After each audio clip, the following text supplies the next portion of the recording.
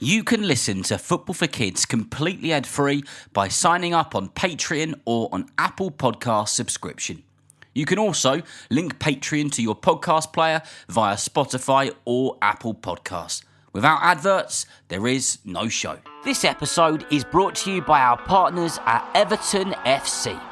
Do you want to go behind the scenes at Hill Dickinson Stadium and explore the club's brilliant new home on the banks of the River Mersey? Now you can. Everton Stadium tours give fans a chance to step inside the dressing room, see where the manager prepares the squad on match days, follow in the footsteps of their heroes, walk down the tunnel to the sound of Zed cars and emerge pitchside for some unforgettable photo opportunities, including the chance to sit in the manager's dugout. How cool is that? It's a brilliant day out for football fans, families and anyone who loves seeing what happens beyond the touchline. The tours are fully accessible and open to all ages too. If you fancy seeing Everton's new home up close, booking is online only at evertonfc.com/tours. Hello grown-ups. Are you already starting to think about the summer holidays and how to keep the kids busy? Yeah, I thought you might. Today's podcast is brought to you by Kellogg's Football Camps, a brilliant solution for families looking to keep kids active, having fun and building confidence this summer. With camps for girls and boys aged 5 to 15, Kellogg's are offering over 39,000 free places at sessions hosted by over 70 pro football clubs across the UK. From Colchester to Cardiff, Glasgow to London. It's a great chance for kids to get out, to play football and make new friends over the summer break. To book a free place, just buy a promotional Kellogg's Football Camps pack and scan the QR code to choose a club near you. T's and C's apply, subject to availability. Hi, this is Ben Green from The Athletic FC. The podcast you're about to listen to is brought to you by Hotels.com. As a Hotels.com member, you save up to 20% on hundreds of thousands of hotels and earn rewards on every single stay, which means the trips you're taking now help pay for the ones you're already dreaming about. And unlike some other places, there are no blackout dates, so when you want to travel, your rewards are ready to go. So the next time you're planning a work trip or a getaway, make sure to book it at Hotels.com and start earning rewards. Hotels.com. It's all in the name.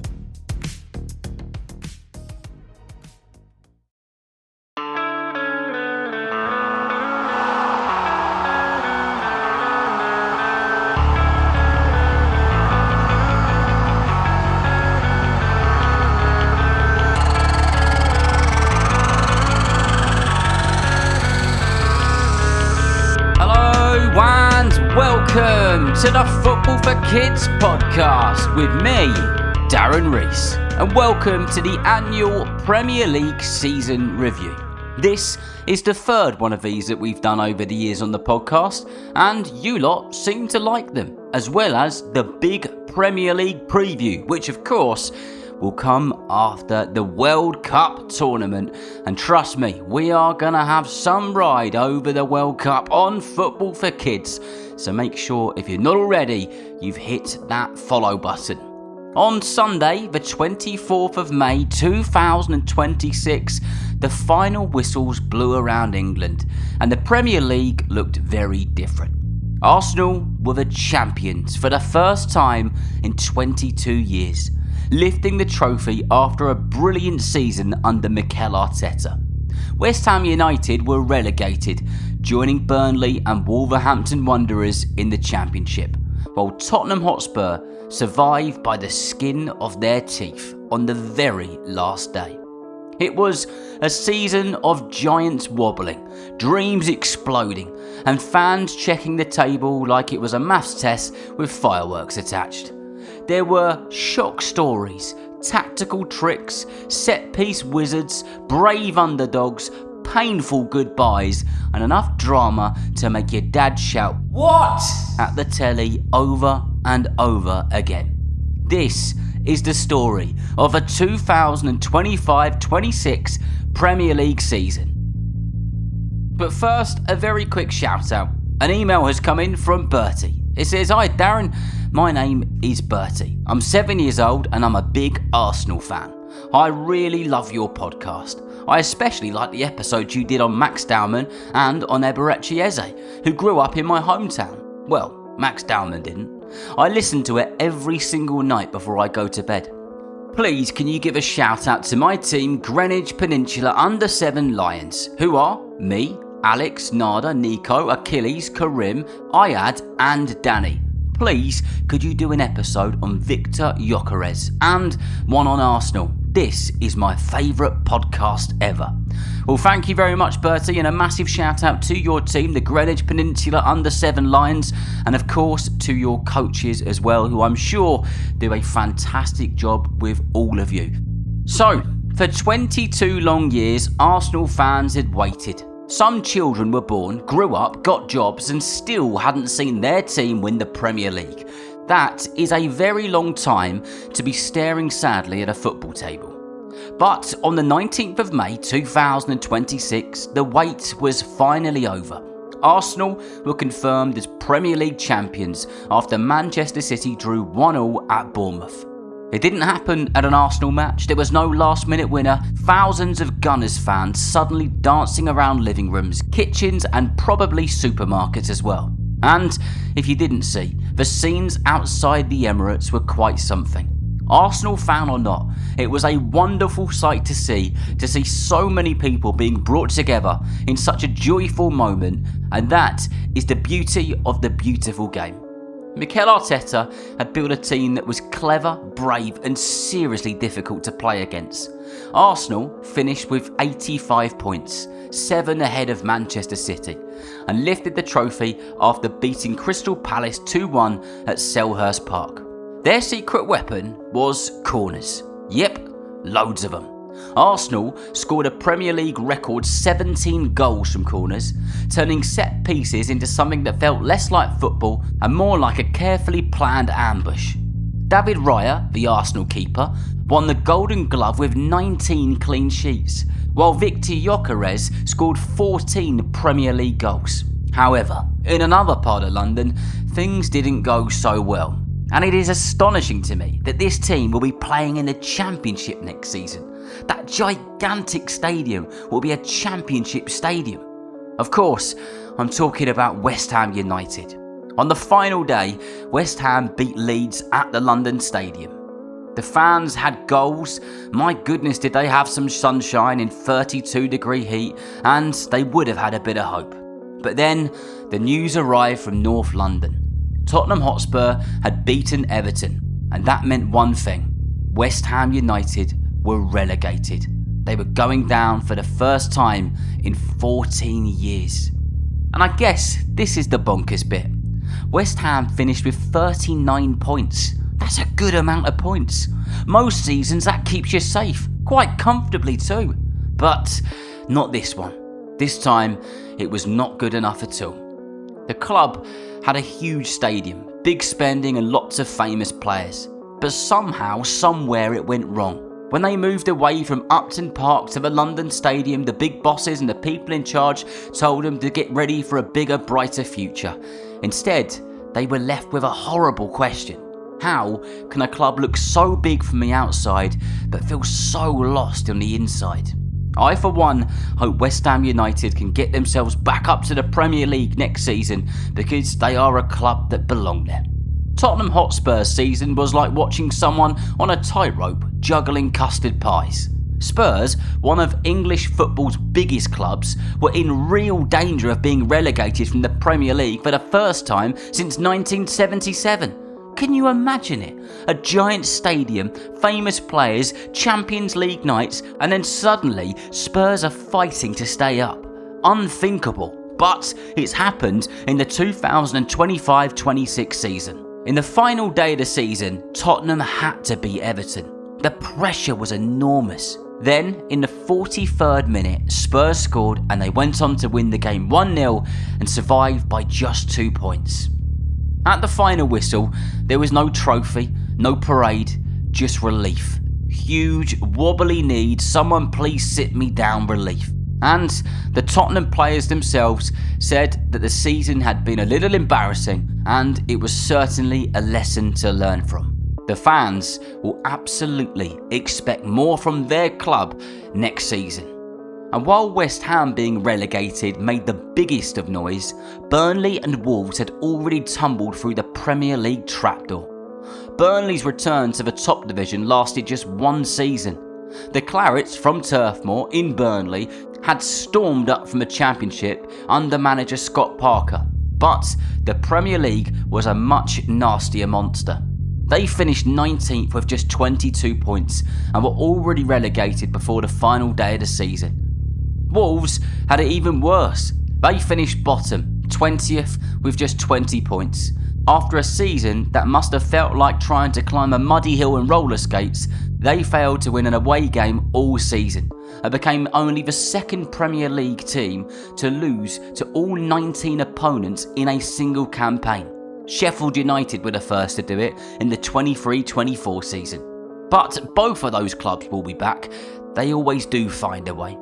And even in a season full of chaos, there's two players I've had to pick for this episode that I need to speak about.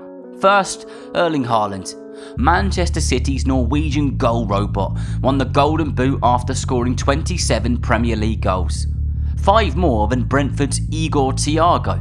That made it Haaland's third Golden Boot in 4 seasons, which is frankly quite ridiculous. Most strikers would frame one Golden Boot above the fireplace. Haaland needs a shoe cupboard for his, or he certainly will by the time he retires. Then came Bruno Fernandes. The Manchester United captain broke the Premier League record for assists in a single season, setting up his 21st goal on the final day against Brighton. Fernandes went on to break the record, beating the legendary Thierry Henry. So, there you go. Haaland was the cannon. Bruno was the wizard with the wand. One smashed balls into the net, the other served the goals on a silver plate for his teammates. But the wildest match of the season has got to be Fulham versus Manchester City at Craven Cottage. 9 goals. City won 5-4. Erling Haaland scored his 100th Premier League goal that day. What a player. Football seasons are not only about who wins or who loses and who falls through that trapdoor. Sometimes they're about goodbyes as well. And in 2025-26, 2 giants of the Premier League world waved farewell. At Manchester City, Pep Guardiola took charge of his final game after 10 years at the club. That is longer than some of you have been alive. Since arriving in 2016, Pep had helped turn Manchester City into one of the most successful teams in English football history, winning 6 Premier League titles, the Champions League, FA Cups, League Cups, and creating a team that sometimes played football like a computer and swallowed a whole box of magic tricks. City fan or not, some of the things that they do are incredible. But nothing lasts forever. Not the biggest trophies, not the cleverest tactics, not even Pep pacing up and down the touchline like a football professor who had lost his favourite pencil. In his final match against Aston Villa, my goodness were there some tears. Understandably too.